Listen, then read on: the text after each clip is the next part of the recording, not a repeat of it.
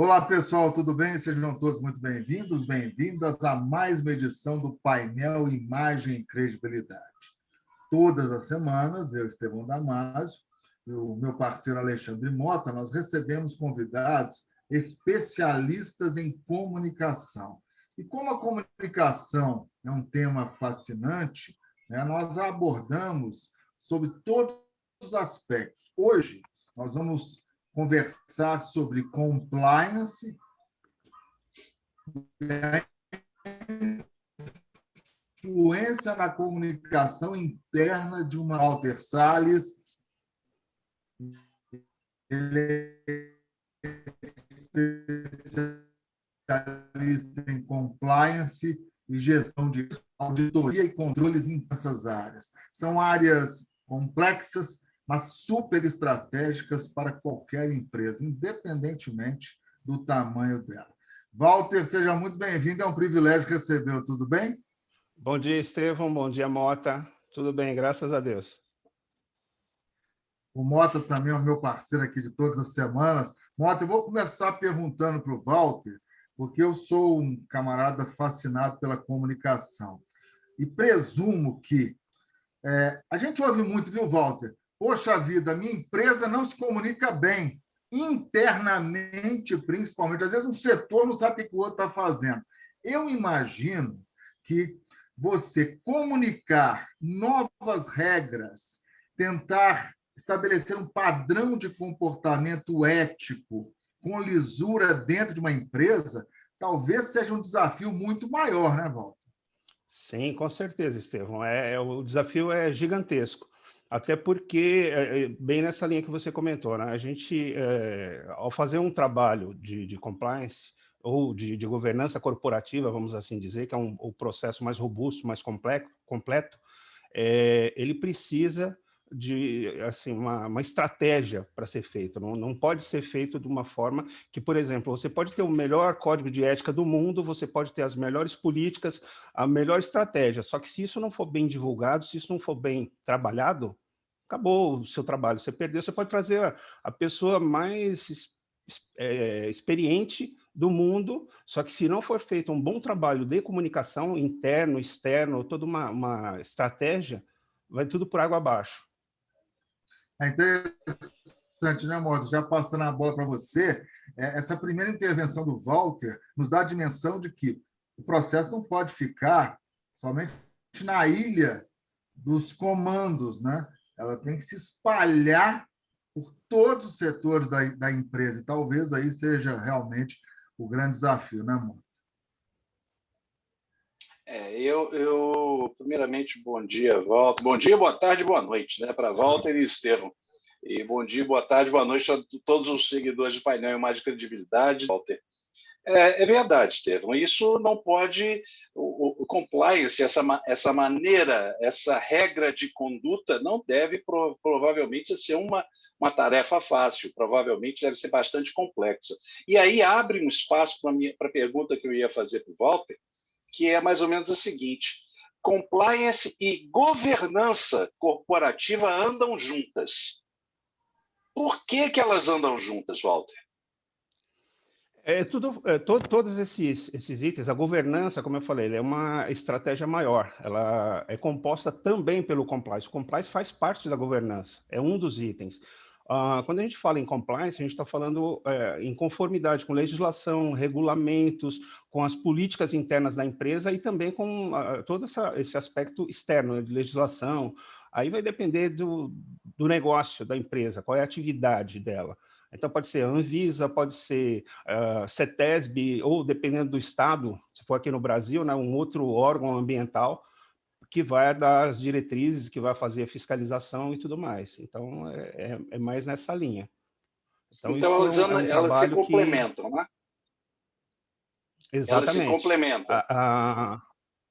Exatamente isso. Ela tem esse viés de complementação, e o compliance ele é mais específico nessa parte de conformidade. Quando a gente está falando da governança, a governança é algo maior que envolve também essa parte de compliance, né? E aí tem toda uma estratégia de comunicação que o Estevão comentou, E aí tem que ser aquela estratégia de comunicação interna, externa, tem que ser para todos os públicos, para todos os stakeholders. Não dá para fazer um trabalho de forma isolada, fazer só para o mercado externo. Se quem está dentro não acredita naquilo, a credibilidade já começa ruim, né? Já não fica muito legal isso. Então, há essa necessidade de interno e externo também. Ô, Walter, inicialmente, essas regras, quando elas forem definidas, imagino que o processo de definição dessas regras para uma empresa que ainda está pensando em colocar isso em prática, mesmo hoje eu acho que é muito comum, porque vira até um pré-requisito para relacionamento com o governo, com outras empresas, compra, venda, né? Tem que ter aquele selo de qualidade ética dentro de uma empresa, né? Que respeita os padrões. Mas se a empresa está pensando em aplicar o modelo de compliance, tem que começar pelo público interno, né? E de que forma? Com workshops, treinamentos, encontros? É bem nessa linha, exatamente. Você já está indo já no cerne da questão. Essa é a primeira etapa, onde a gente vai fazer o quê? Trabalhar o público interno para que o público interno consiga entender isso e a gente colocar essa imagem para fora. Porque é o que eu tinha comentado antes. Se, por exemplo, a gente fizer isso somente de forma externa, sem envolver o público interno, a tendência é a gente perder muito de sinergia, porque as pessoas não vão entender ou, de repente, vão confundir a forma que a gente quer passar a mensagem e ela enviesar por um outro lado. Então, a melhor forma, a melhor estratégia é o quê? Trabalhar internamente e depois ir fazendo todo o trabalho externo, né? E assim, eu acho que esse arcabouço, esse cenário que você está dando aí, Walter, ele tem os passos. Esses passos, eles que são a implementação de um processo, a empresa, o CEO diz assim, olha, vamos instituir o compliance, porque nós precisamos ter uma mudança de cultura. Então, ou estar dentro, com isso ele diz assim, eu estou dentro de uma cultura de mudanças, a inversão é importante para a gente poder entender. Passos precisam ser dados. Quais são esses passos? Por onde a gente começa no processo interno para se implementar uma cultura de compliance? Exatamente, Mota. A gente precisa fazer esse trabalho internamente e aí começando a fazer o quê? Um planejamento, uma estruturação do trabalho que vai ser feito. E aqui não existe receita de bolo, tá? Se a gente for fazer um trabalho para uma empresa, para um segmento, para um negócio, ele vai ser feito de uma forma. Se a gente fizer para um outro, talvez ele tenha que ter características diferentes. Aí vai depender muito de quais são esses negócios. Não existe receita pronta, né? Então, isso tem que ser planejado, tem que ser organizado, tem que ser adaptado, que hoje em dia o que a gente mais precisa é adaptabilidade, né, para todos esses processos. E, obviamente, a parte interna eu acho que é mais importante, porque se a gente começar fazendo de fora para fora, sem que internamente a gente tenha isso estruturado, organizado e claro na mente das pessoas, fica mais complicado. E independe do tamanho, Walter, claro, com uma mega empresa, a complexidade é muito maior. Mas uma pequena, uma microempresa, hoje, na sua visão, pode e deve ter essa mentalidade de criar uma estrutura, um grupo de regras que sejam compatíveis.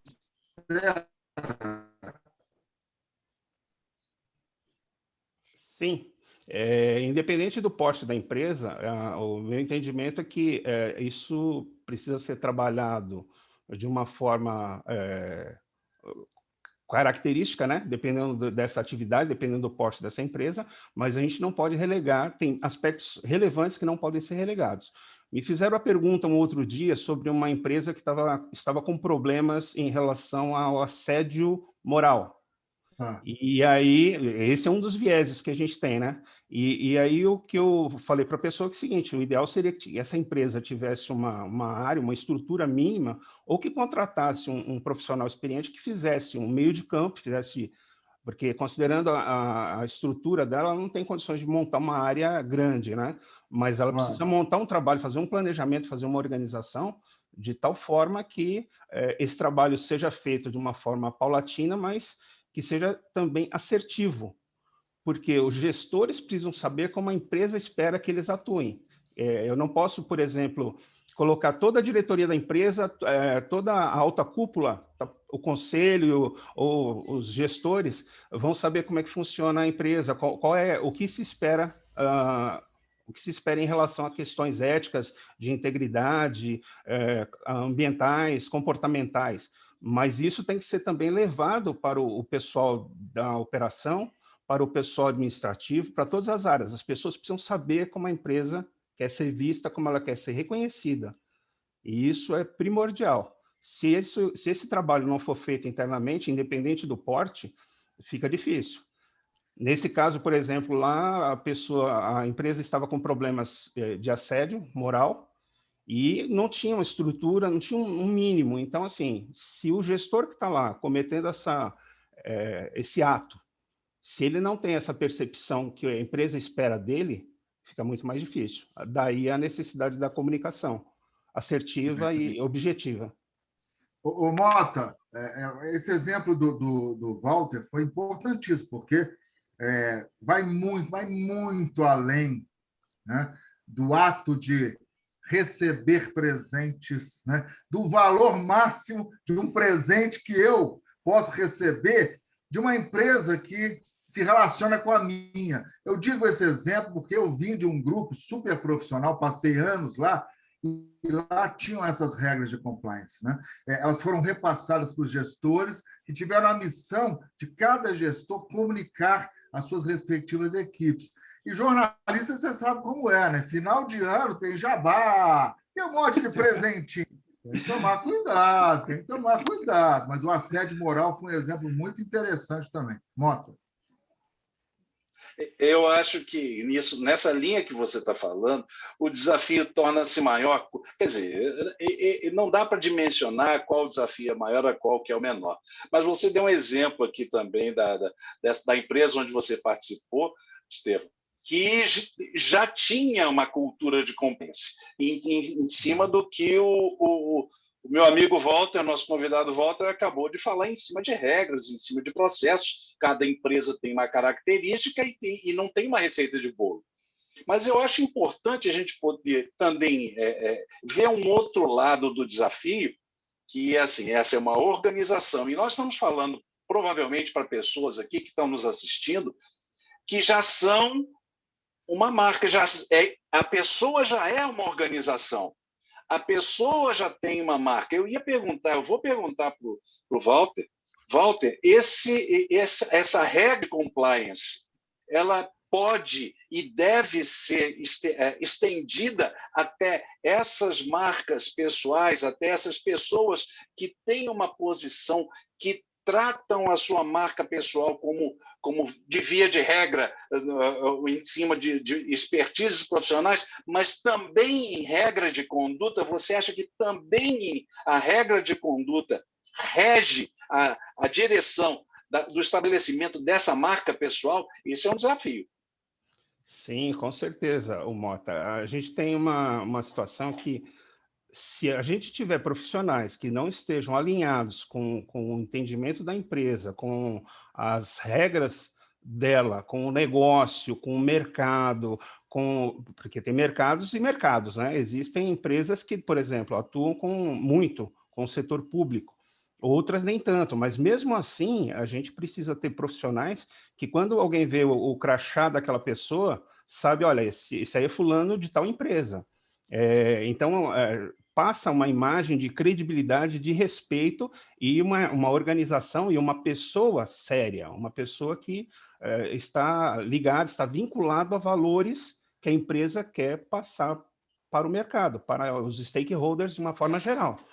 Então, isso é imprescindível. A gente, inclusive, precisa trabalhar a questão de fazer até uma análise prévia do perfil dos gestores que vêm para a empresa, para saber quem a gente está colocando para dentro. Assim como a gente tem que fazer com fornecedores, com clientes. Aí vocês vão falar assim, poxa, mas clientes, cliente não tem que pegar o cliente? Isso já foi um dia assim. Hoje em dia, a gente precisa tomar muito cuidado com quem a gente se associa. Se eu tenho um cliente, se eu tenho um fornecedor, se eu tenho um agente intermediário que faz processos de liberação, processos de... na parte ambiental, assim, de licenciamento, de organização da companhia, eu preciso que essas empresas estejam também, mesmo os terceiros, estejam alinhados com isso. Não só o pessoal interno, como quem está se relacionando comigo. E aí eu tenho que fazer due diligence desses fornecedores, desses clientes, dos parceiros. Antigamente, a gente tinha uma situação que, quando falava assim, quem quer dinheiro, que é uma brincadeira que fazem por aí, né? Todo mundo levantava a mão. Não tinha... Quem não levanta a mão? Levanta as duas. Só que existe um detalhe. Hoje em dia, principalmente, isso sempre foi assim, mas hoje em dia existem mais olhos, existe um mercado, existe toda uma característica diferenciada, né, em relação de observação, né? Exatamente. De observação. Que isso faz com que eu pare para pensar. Quando alguém me pergunta quem quer dinheiro, eu falo, primeira coisa, de onde vem esse dinheiro? Eu quero saber qual é a origem do dinheiro. Se eu não souber qual é a origem do dinheiro, eu não tenho interesse, eu não quero. Pode ser que tenha gente que vai dizer que quer, só que depois vai assumir o risco em relação a isso, porque você não sabe se isso vem de atividade ilícita ou não. Para que você está me oferecendo dinheiro? O que eu tenho que fazer, né? Isso, e voltando para o aspecto das empresas, vamos dizer que eu tenha lá alguém que quer fazer um investimento na minha empresa. Você quer investir na minha empresa, no meu negócio? Eu quero saber quem é você, eu quero saber de onde vem esse dinheiro, qual a origem disso, qual o seu objetivo ao entrar aqui a se associar conosco. Então, não pode ser uma coisa assim, solta, isolada, e simplesmente porque tem um recurso e me é interessante. A gente tem que trabalhar todas essas questões. Eu acho fascinante esse mundo compliance, dessas regras, porque o Walter foi muito feliz quando destacou que o público interno, obviamente, tem que ser a prioridade nessa montagem, na implementação, para que ele se sinta parte do processo e sinta, digamos, sinta orgulho da empresa. Poxa, eu trabalho na empresa X, ela é respeitada no mercado. Essa contaminação positiva, esse contágio positivo é que tem que ser feito. É difícil, mas tem que ser feito. E mais, depois do público externo, são os parceiros. A empresa não pode se associar a qualquer parceiro hoje. Está todo mundo na internet, todo mundo controla. Né? Você posta algo nas redes sociais da empresa, você pode queimar a empresa. Né? Então, hoje está tudo muito mais complexo, tem que ficar de olho aberto. Por isso, eu acho fascinante esse mundo aí do compliance. O Walter, o tempo corre, meu caro, o tempo é cruel. Então, quando o papo é bom, então ele voa. Vou fazer o seguinte, o Mota faz a última pergunta, depois a gente prepara a nossa bússola, beleza? Vamos lá, Mota. Walter, é isso. Em cima disso que você falou, eu percebo que, então, o compliance, de certa forma, é uma forma de também, além de trazer, de ser uma questão de cultura, também é uma prática de conduta ética, uma prática de conduta positiva, como disse há pouco o Estevão, mas mais do que isso, é uma prática de conduta transparente, ou seja, transparência e compliance, elas são meio que sinônimas. Obviamente, compliance como uma ferramenta e o resultado é transparência. Isso traz benefícios. Quais benefícios você poderia enumerar que são os mais tops, aqueles que são mais visíveis, aqueles que são mais positivos para uma organização ou para uma marca pessoal, por exemplo? A gente tem, Mota, o primeiro item que a gente teria seria, por exemplo, uma limitação ou uma restrição a aspectos de corrupção, de fraude. Por quê? Porque existem regras e as pessoas sabem o que a empresa espera delas. A partir do momento que você sabe o que é esperado de você, você sabe como deve se comportar. E se você fizer algo em desacordo com isso, você sabe também, é importante que isso esteja claro, que existem consequências. Essas consequências têm que estar claras. Você tem que saber onde você está pisando e o que você está fazendo. E isso está envolvendo o nome, a imagem, a credibilidade da empresa. Então, um primeiro item. Um segundo item, essa imagem, essa esse trabalho de compliance, esse trabalho de governança, ele deve ser feito também para que as pessoas, as empresas, os entes, os fornecedores, os clientes, os parceiros, os concorrentes saibam que a empresa tem uma postura clara, objetiva, e isso é seguido pelos seus prepostos, pelos seus gestores. Então, são assim, 2 dos principais itens que a gente tem. Além do que, a gente vai também tendo transparência, tendo equidade, sabendo o que se espera das pessoas que estão relacionadas conosco, desses parceiros, a gente também tem a perspectiva de ter uma maior transparência e credibilidade junto ao mercado para obter investimentos, para obter crédito, para obter uma série de outros fatores. Hoje em dia, por exemplo, a gente pode ter uma situação assim, você ouve falar de uma empresa X, na hora que fala o nome da empresa X, os olhinhos até brilham. Por quê? Porque, poxa, eu queria trabalhar, eu queria ser acionista dessa empresa, eu queria ser funcionário dessa empresa, eu queria ser fornecedor ou cliente dessa empresa. Por quê? É uma marca que me representa. E eu achei muito bacana quando eu conversei a primeira vez com o Mota, a gente trocou uma mensagem no chat do LinkedIn, onde eu falei, poxa, adorei o título do canal de vocês, porque é o principal. E a gente tem credibilidade e a imagem são 2 fatores primordiais para a sobrevivência até das empresas, né? Para uma permanência no mercado. Porque a gente sabe que muitas empresas crescem e depois elas tendem a continuar crescendo ou, de repente, até sumir, né? Dependendo das questões de inovação e outros aspectos. Mas tem empresas que a gente sempre vai ter uma lembrança boa, sabendo que era uma empresa referência nesse mercado.